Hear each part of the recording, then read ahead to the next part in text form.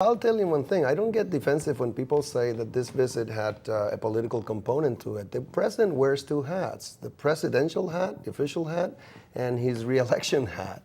And of course, there was fundraising down there, but we don't vote in presidential elections. I don't like that. So people who want to support him have every right to support him, even economically. In Florida, I go to Florida and people recognize me out there in the Orlando area, in the Central Florida area, because they watch TV and they keep track of Puerto Rico news. They know who I am and so on. So they'll see that the president went to Puerto Rico, that I had something to do with it, that he's helping me with the stimulus money, ARA money, with the health reform, tripled the amount of federal funding for Puerto Rico for health purposes, for health programs, and that he created a task force that not only dealt with the status issue, but also with our social and economic issues. So that's what they'll see in Florida, and they keep in close contact with their relatives in Puerto Rico, and I think their wish many times is to go back to Puerto Rico. So let's see if it works, and I don't mind that there was a political component to this visit. Manuel, is it going to change a single vote on the mainland? Well, let me tell you this. I think Obama should not be feeling so sure that he's going to put in his pocket the Puerto Rican vote. The leaders in the Puerto Rican community throughout the U.S. are very dissatisfied with Obama. Obama has made a lot of promises, has created a task force, but we still have to see what's that going to produce for us. He hasn't produced anything. I think the Puerto Rican leaders in Puerto Rico who gave $1 million to Obama, I think misled him in believing that he has the Puerto Rican vote in his pocket. Obama should do more for Puerto Ricans in the U.S., should do more for Puerto Ricans in Puerto Rico. And like I said, there's still issues to be resolved. There is the economy of Puerto Rico. There is the issue of the status. As I see it now, whatever he has out there is not going to resolve the status. It's just to maintain the status quo. And I think Obama has to work very hard to get the Puerto Rican vote. It's not going to be an easy thing to do. Very quickly, changing any votes on the mainland? I think it's remained to be seen, like the commissioner said, because like you were mentioning earlier in our break, the talking heads here in Washington were like, hey, Puerto Ricans are, they're gonna, kind of like it's gonna be a big thing. I think we're one of the savviest voters globally. We like everybody, you follow your party line, but sometimes, we punish our candidates. And if we feel that they're being ambiguous and not being clear with us, we'll punish them. We'll vote against them. I mean, it's just how it is. So is that going to make an impact? It might, but I think it was more. I think what the administration did on the political side, okay, not the policy, on the campaigning side, was to mitigate what perhaps like a senator from Florida, a Republican senator from Florida, is trying to get into that community to get that vote, because we remember what happened in 2000. So Florida can be that key place where it could be a battleground, and the Puerto Rican vote could probably make the difference. And people, whether it's going to be on the green, the blue or the red side, it's remained to be seen. Luis, what do you think? Well, again, to me it comes back to status, and I keep bringing the issue up again because that's just the way I see it after having dealt with this issue for so long.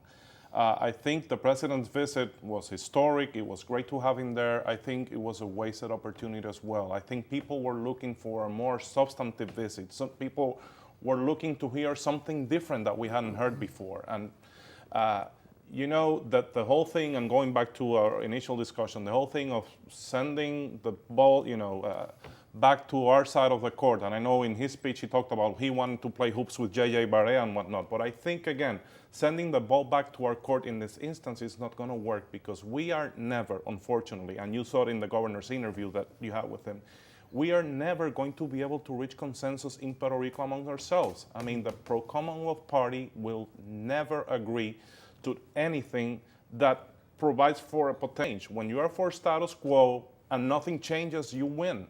And we've seen it time and again. That's why I think we need presidential leadership. And of course, Congress will have the last say, but you need the president to step in. Well, let me bridge. And that's what I thought we were getting when candidate Obama and President-elect Obama, publicly and in letters, in writing, said that he would personally take care of this issue and address it In the during his short first time term. we have left, let me bridge the politics and the status questions. It's been left ambiguous whether the approximately 5 million Puerto Ricans on the mainland are going to have anything to say, are going to be heard in any way about the future status of Puerto Rico. Tough thing to do. We don't have a lot of time, but I do want to hear quickly from all of you on whether there's a mechanism that exists to hear that voice. Let me start by saying there has been presidential guidance. The task force report went in detail and identified the 4 options we have and said it is the current status, not an enhanced version, the current territorial status, statehood, independence, and free association, and did it for us. Also, the president just validated the referendum that we are about to do. So long as it is a fair and democratic process, he gave it his imprimatur. Now, I am more optimistic than this. What's the problem with holding a plebiscite and allowing our people to express themselves? That's what democracy is all about. And if for some reason people are not ready for change, they still want the status quo, I'm not going to like it, but you have to respect them more than that. They are educated. The people of Puerto Rico, this is not the mid-19th century or 20th century. These are educated people, wise people, like it was said here before. If they're not ready for independence or statehood, it simply means that we haven't convinced them. Myself, from the statehood camp. Okay, I quickly. have an answer to that.